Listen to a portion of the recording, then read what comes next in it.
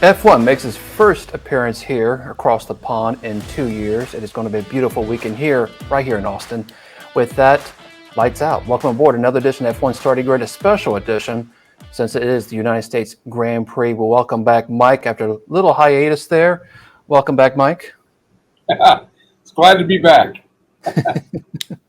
And what a Still time ahead. to be back. I just want to point out that I took 3 weeks off and I'm still in the lead. I'm that good. Well, we'll get to that here in a minute, which is going to be quite surprising, honestly. You said I was still in the lead.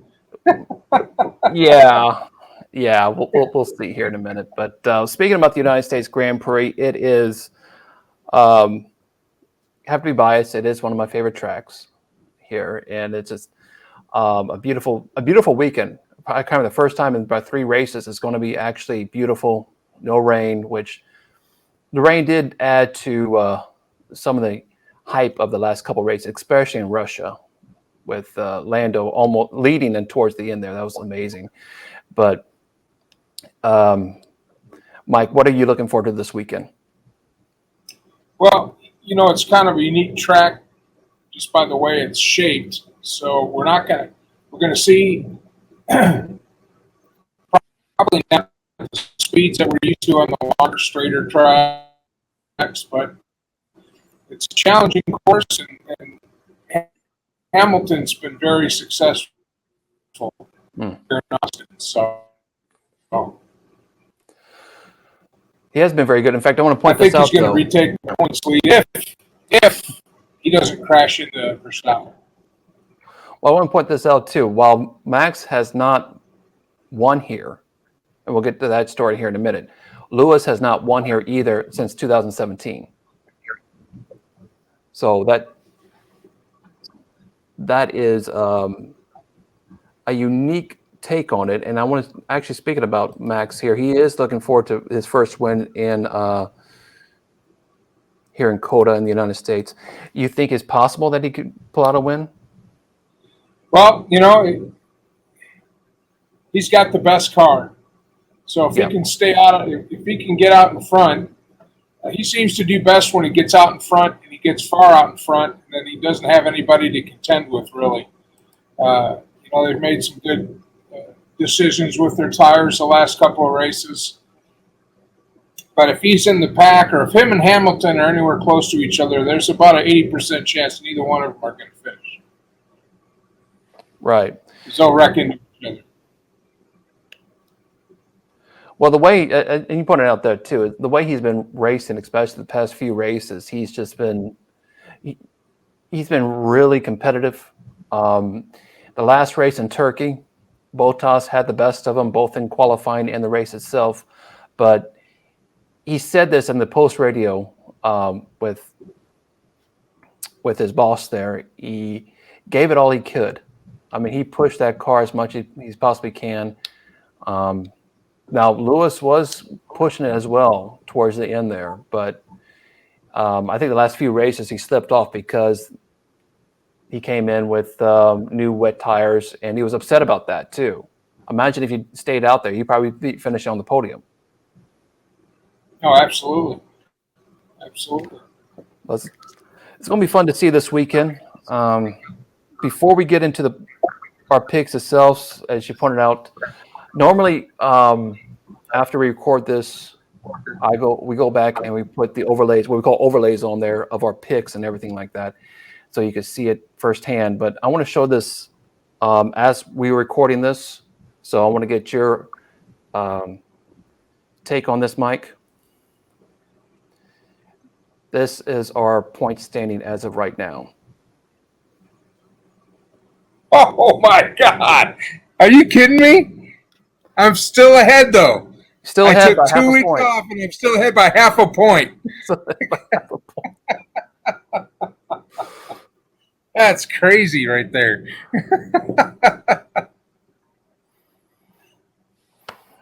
I thought you'd get a kick out of that, by the way. Still the champ. We'll see. We still got 6 races left to go. And by the way, I don't know if I'm back now. Just letting you know, I'm back now. I'm done messing around. You don't have to pick for me because I know that you picked some great picks for me. when I was gone. I know that, Oh, absolutely. Absolutely. I mean, I'm pretty sure you had a couple of Haas drivers in the top three just to kind of mix things up for me.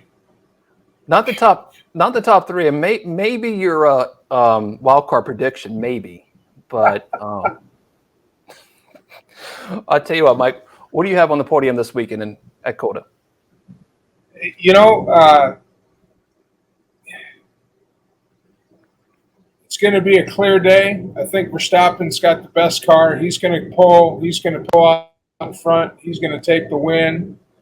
I don't know if Hamilton's. I haven't looked really. I don't. Is Hamilton looking at any grid penalties or anything? Not that I'm aware of. Because I know the last couple of races he's had grid penalties for like an engine and something else. Well, he'll be right there in the first or second row. Bottas, for some reason, now that he's free from the contract, is racing better than he's ever raced before. So I'm going to say, top four are going to be Verstappen, Hamilton, Perez, Bottas. Okay. And who's your wild card? My wild card, and I know this is crazy, this is nuts, but my wild card is that a Haas car will not get lapped. They will not get lapped. They'll finish on the lap of the leaders. They will not get lapped. I would put my money on Schumacher that it's going to stay within the pack. I was surprised that he went into Q2 in Turkey.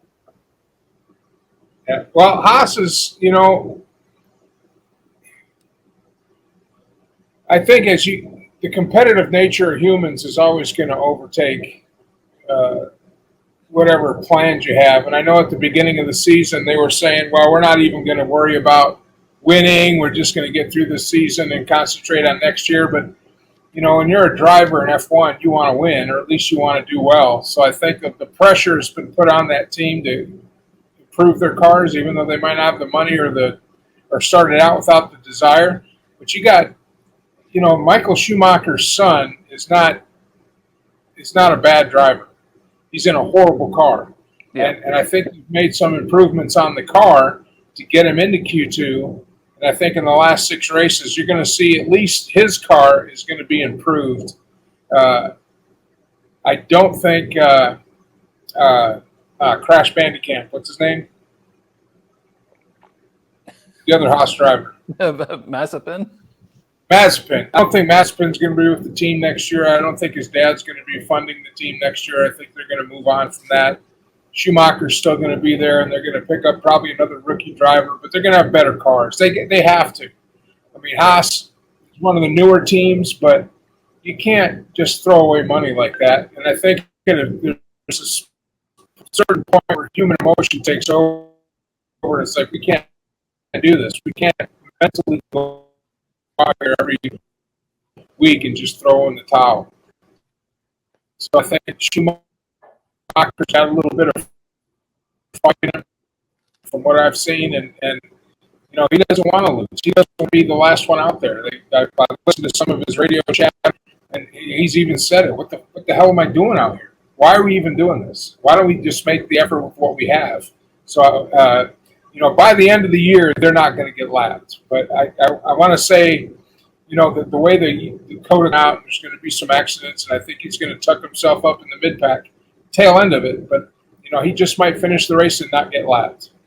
I hope. Because, at some point, even, at the beginning of the year, it was a joke, and I know I had that thing where, why does someone, I think it was Williams, was mentioning Haas about a team they're worried about, and why even worry about Haas when Haas doesn't worry about Haas. But at some point, somebody's going to get tired of throwing away money, and they're going to do something with what they've got this year to try to do the best that they can to, 1, retain Schumacher, and 2, set up good sponsorship for next year when Mazepin pulls his money. Well, we'll get to a great story here in a minute about another F1 team possibly coming in. But I'll give you my picks right quick. Is Max, I think, is going to take number 1 here. I got Lewis number 2, and he does well the past couple of years. And here in Coda, I would say Charles Leclerc will take the 3rd spot. I could see that. Yeah.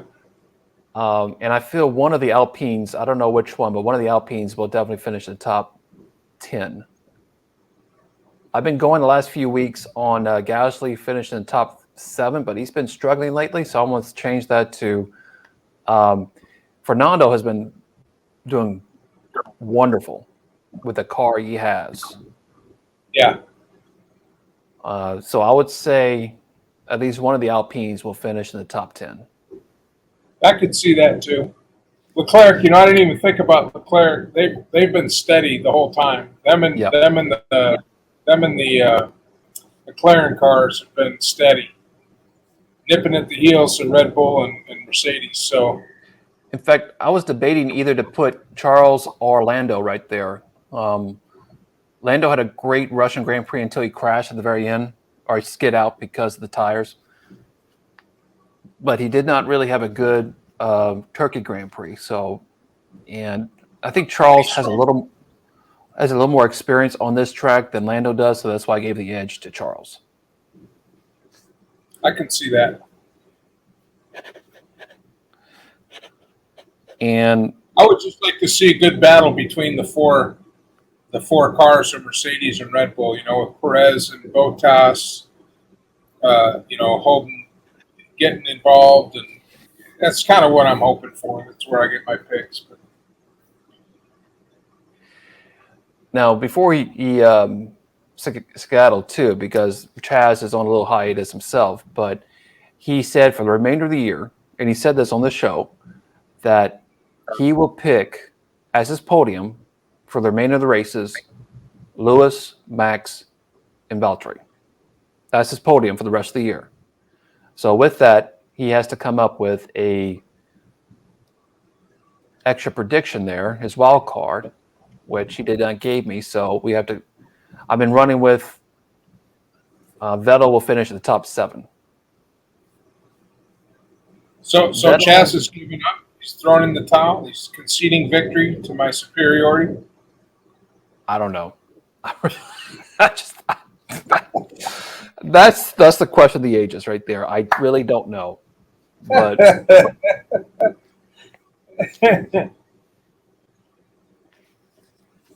that right there will probably go in the best of reel right there. I appreciate that. So, no, I'll probably say I'll probably go along with the same pick. Vettel will finish in the top 7 for him as his wild card. He's been doing better than I thought he would be doing, honestly. Oh, yeah, Aston Martin's been a solid midfield player the whole year. I mean, they stick their nose in there a couple of times, but they've been solid. Mm-hmm.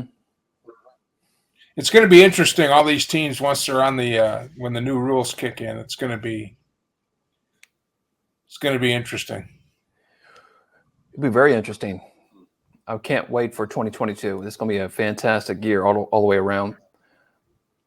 Now, one thing we did do while you were on your hiatus there, Mike, that I posed an extra bet to Chaz within 8 races, now 9 races with Qatar. We'll get that here in a minute, too, get your opinion on the Qatar Grand Prix. Now, with 9 races, Valtteri has to finish on the podium 5 of those 9 races, starting in Monza a few races ago. If Valtteri does finish 5 times, and finished out the year on those podium 5 times, Chaz will get an extra 100 points. But if Valtteri does not finish on the podium for 5 times, Chaz loses 100 points. So Chaz did take that extra prediction right there. So right now, with 6 races left to go, Valtteri has finished. Here's my extra prediction. Oh, God. Here's my extra prediction. Here's my extra prediction. If I finish the year with a beard, I get 100 points. No, we won't go there. We won't go there. No, out of the last 3, At the last races that we had, Valtteri has finished on the podium twice. So Yeah, well, you know, it's funny because now he's driving like everybody wanted him to drive when he was still up for a contract with Mercedes, and now that he's moving on to, was he going back to Williams? I can't remember where he's going. actually to Alfa Romeo. Alfa Romeo. You know, now he's going to Alfa Romeo. Now he's driving the wheels off the car and actually doing really good. So, actually, with that story, I want to get your opinion on this. This is now this is just speculation, but this is a very cool story in itself. That Andretti Motorsports, that owns a few cars in IndyCar, they're thinking, as of right now, thinking about buying Sauber in F1. And Andretti, that would be and Honda already have a working relationship in IndyCar, so you're probably going to see something like that. Are they going to stick with Ferrari when they come over here? Or are they going to go with Honda if they do arrive? That's an interesting take on this. What do you think, Mike? Well, I thought Honda was out of the combustion engine thing, so they're handing everything to Red Bull and going electric. So I don't know where Honda's going to be in the game here in another year. I know they're transferring a lot of their tech over to Red Bull and letting Red Bull, create their own machine. So, well, they could go with Red Bull. Yeah. Or if they could stick with Ferrari, who knows what's going to happen with that, honestly. But it'd be interesting to have another American team here. And in fact, one of current Andretti drivers, Herta, is rumored to be one of those extra drivers for that team, Saba. Hey, we're glad Mike was able to join us this week. Hey, we're glad you were able to join us this week. So please like, share, and subscribe right here on YouTube. Check out our other videos as well. And please check out our handles on Facebook and Twitter at Form of Racing. We're going to try to be on Twitter this weekend for the race, as well as drop us a line on our email, theformofracing@gmail.com. We'd love to hear from you, and we'll see you next time right here on The Form of Racing.